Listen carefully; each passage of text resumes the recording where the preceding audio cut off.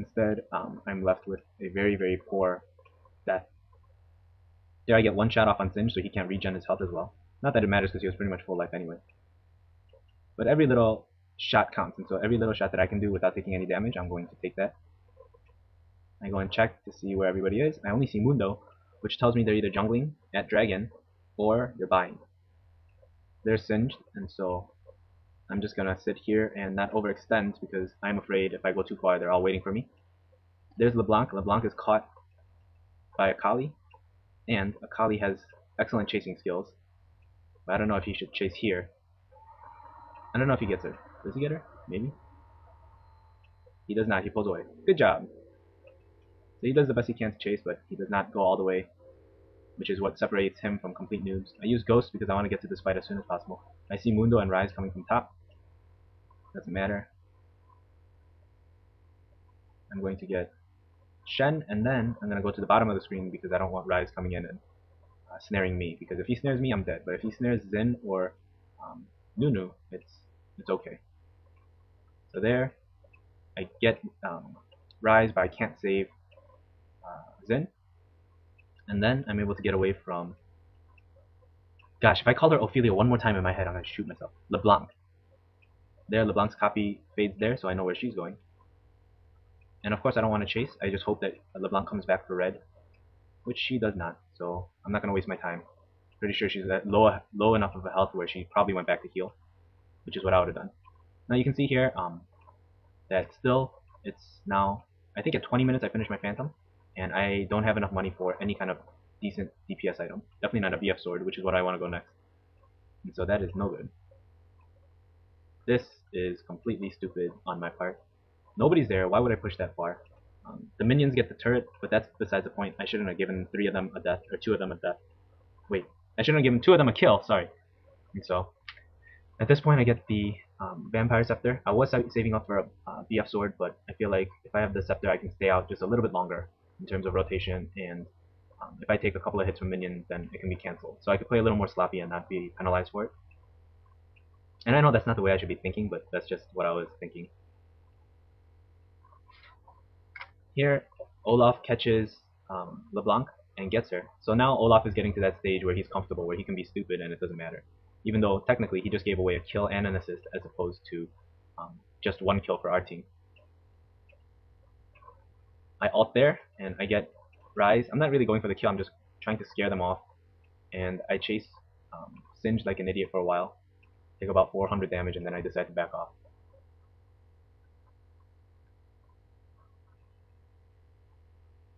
So I was looking over MF skill. W gives you speed, so there's no immediate need for speed, especially if you're dealing with just a tower pusher, because you can use the tower pusher during the time you're hitting the towers and then back off, and then the cooldown is fast enough that you can pretty much get away with going back in. Here I stick a ward on blue just because I want to go and gank somebody. Here, not the best idea, because most likely they're all coming for us, which they are. And so I decide to run, Xin decides to stay, and that is the difference between death and getting away. Hey, I think that rhymed. Here I pause because I know he's going to try to zoom in, and that's okay if he zooms in. He can stun me behind tower. That is okay. I thought he was going to try to hit his combo, so I thought I'd slow him first.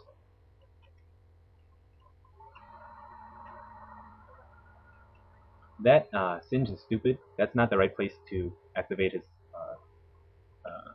poison, because he auto gets hit by tower, and he was already low. He was at like, what was he, like 700 health, and so getting hit by tower was not a good idea there. We go and chase. Sadly, I suck and I can't save.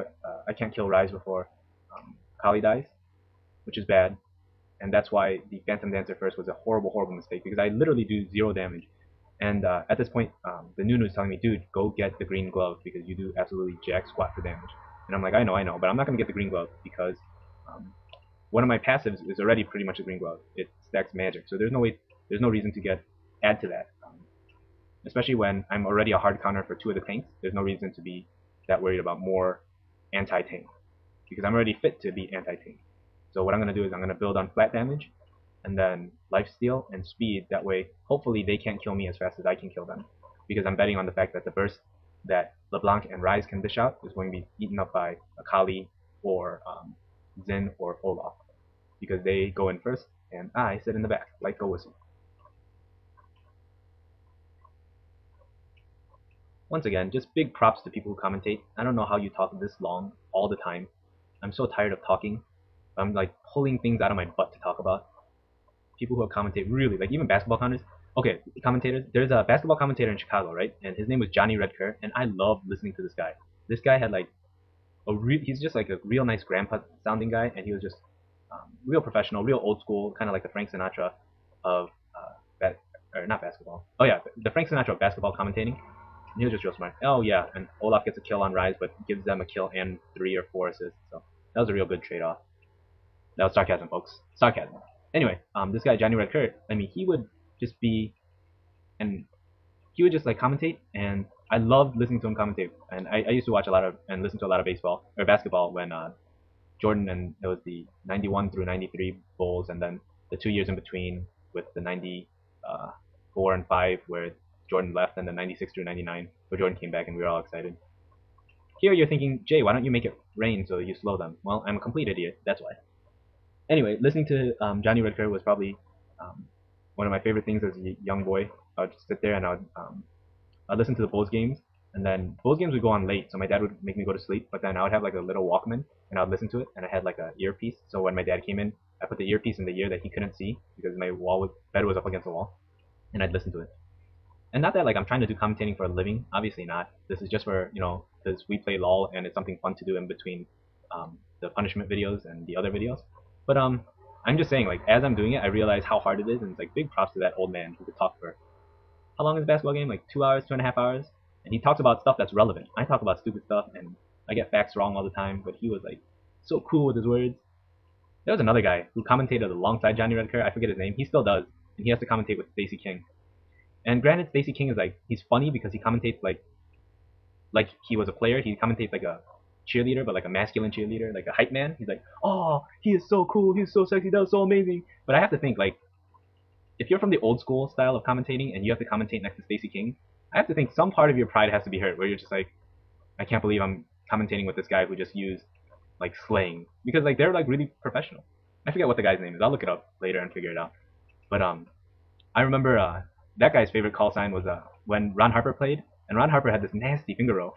He made up he didn't make it up, but he pretty much coined the phrase Figaro, and then he would always be like Figaro, Figaro, Figaro whenever Ron Harper did a finger roll, and I was like, that is cool. Anyway, going back, I'm getting towers. Oh, by the way, I actually served Ron Harper at Olive Garden, and if you guys don't know who Ron Harper is, 6'6" from Miami of Ohio, at guard. He was a point guard for the Bulls 97, 96 through 99 season, I think. But anyway, and then he won a couple of championships with the Lakers, but we don't care about that. But no, he was really a nice guy. He has one of the nicest smiles, and then he was a beast in Miami of Ohio. He scored like 28 points per game, like 9 assists, 8 rebounds. I know you are all very, very, very impressed at my sports knowledge, but the truth is I don't watch sports at all. I used to pretend like I watched sports because that's just what I thought guys were supposed to do, but I really don't care. Aside from my Arizona Diamondbacks, I could care less about sports in general. Here, I run in completely stupid. Why do I run in there? I don't. I was watching Singed mid, and then I saw them all back away, so I was like, oh, I'm sure it'll be okay because a couple of my teammates were there. And the noon was like, that was completely noob. Why did you do that? And I'm like, I completely agree. That was horribly, horribly bad. But we got a couple kills out of it. Our Akali and Zen are pretty big, and now Olaf is getting big enough that he can do stupid stuff and at least take out one carry before he dies. There, Akali, I mean, you can see she does a massive amount of damage. I like Akali if it wasn't for the fact that she was really easy to counter. You get any kind of you get the ward that can see her or whatever, and you get one stun person, she's dead, she's squishy. And you can build her health heavy, and people say it's a tank, but it's really not, because there's no armor MR in any of those builds, and so you can rip her apart really easily. Here you can see that I'm making up some blatant excuse as why I was not in, or why I ran into a 5v1 situation. Truth is because I'm stupid, but I wasn't going to tell him that. 3, 4, and 6, not a very good score with MF, but I think I get like 8 towers this game, and so. Did you guys know that you still get tower kills? And what am I doing here? What am I doing here? Fail flash. What am I doing here? Chasing, which is never a good idea, especially with a taunt tank and a flip tank and a slow tank there. So I'm gonna run away. Here, my Nunu, he lags out for a second. I think I can get LeBlanc, but I can't. So I'm gonna run away. If I hadn't run away so far, I definitely could have gotten LeBlanc with my ult. Dang it. So I think he DC'd, but he says he's lagged, which is actually good because if he DC'd, we're done. It's game over. But we get to play a little bit longer because he's still here. I have my Bloodletter now. I go my Bloodletter first. And... oh, by the way, I go my Bloodletter first. I kind of skimmed over that because I knew that was coming, but I didn't get a Black Cleaver first. Look at me. I'm abandoning my favorite BF item. Yay! For the sake of the team. Yay! I'm a good player. Granted, a good player probably wouldn't have gone 3, 4, and 6, but you know, just saying. I really like MF. Late game, she's ownage. Early game, she's ownage. And if I knew how to play her correctly, I'm sure mid game she would be ownage. She has a lot of escape mechanics. If you take Ghost and Flash, you have Make It Rain. You can stop 50% regen per hit. You don't even have to toggle it. It's just when you hit them, which is sick. That's just a passive. That's just ridiculous. And then you get movement speed bonus whenever you're not hit for like 5 seconds. And so you're really fast, which is why I was going to get Boots of Swiftness, but I end up not getting that. Horrible ult again. Probably could have saved it for a better time. I really have to learn where to use that ult. I just get happy if I see like a cluster, but I never aim it properly, and then it's just not a good ult usage. Here, we're just going to clean things up, get this tower, get the other tower. There, I see him, he ults, and so I'm going to start hitting him so he can't regen his health. And because he can't regen his health, complete ownage. There, Ryze gets a double kill. Pretty cool, actually. But now he's out of his ult, which means that our overzealous Olaf is going to go after him. And I kill Steel, but I don't feel bad because Olaf sucked it up early game. And Olaf is not going to be able to hit anybody because LeBlanc runs away and he can't regen health, which means he dies. But I get LeBlanc's kill, and then now it's pretty much GG because I have enough gold to get all the items that I want. And the item that I want right now would be Frozen Mallet, so I can restrict their movement even more. And so with these tank types, you want to slow them, and then you want to continuously hit them, and you want to stop their regen, which is what I do with absolutely no toggle. Like, I don't have to press any kind of button to do that.